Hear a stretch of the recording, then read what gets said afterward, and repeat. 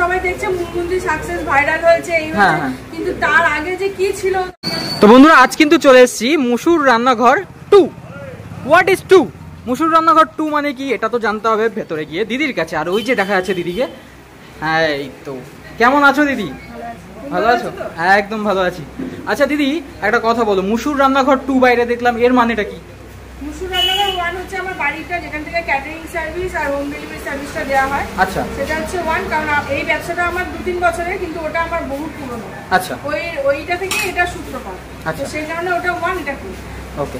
আচ্ছা, তো খাবার দাবার তো এখানে প্রচুর কিছু দেখতে পাচ্ছি, মানে আগে দিদির দোকানে যা পাওয়া যেত তার থেকে ডবল হয়ে গেছে নাকি?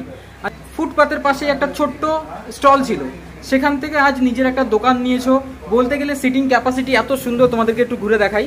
দেখো এত সুন্দর করে আজ দিদি এইখানে। কেমন লাগছে দিদি এই ফিলিংসটা, এই অনুভূতি কেমন লাগে? ফিলিংসটা দেখো, অনুভূতিতে আমি শুধু তোমাকে একটা কথাই বলতে পারবো, বেশ ভালো।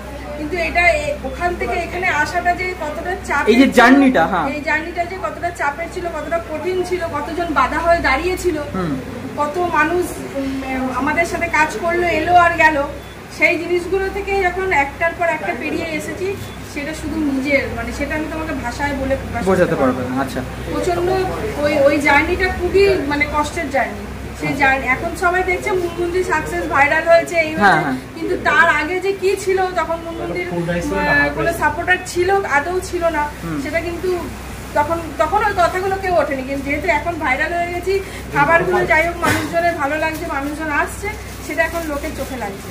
আচ্ছা দিদি একটা কথা বলো, ভাইরাল হলেই কি মুশকিল আসান হয়ে যায় এটা বলে মনে হয়? না, ভাইরাল হলে আরো বেশি মুশকিল, আরো বেশি মুশকিল। মানুষজন পজিটিভ কমেন্টের থেকে নেগেটিভ কমেন্ট বেশি করবে, আর নেগেটিভ কমেন্ট নেওয়ার ক্ষমতা না থাকলে ভাইরাল বা খাবার ভাইরাল কখনোই হতে পারবে না। ভিডিও করাটাও ঠিক। কমেন্ট আসবে, এটাকে পজিটিভ ভাবে নিয়ে তোমাকে এগোতে হবে। আমি সেভাবে প্রথমে আমি হতাশ হয়েছিলাম, কিছু মানুষ নেগেটিভ অনেক কমেন্ট করেছিল, তাদের কমেন্টগুলোকে জাস্ট ইগনোর করেছি। যারা সাহস দিয়েছে, এগিয়ে যাওয়ার মতো একটা হাত বাড়িয়েছে, তাদের হাতটা ধরেছে, বাদ বাকি মানুষের কথা ইগনোর করেছে।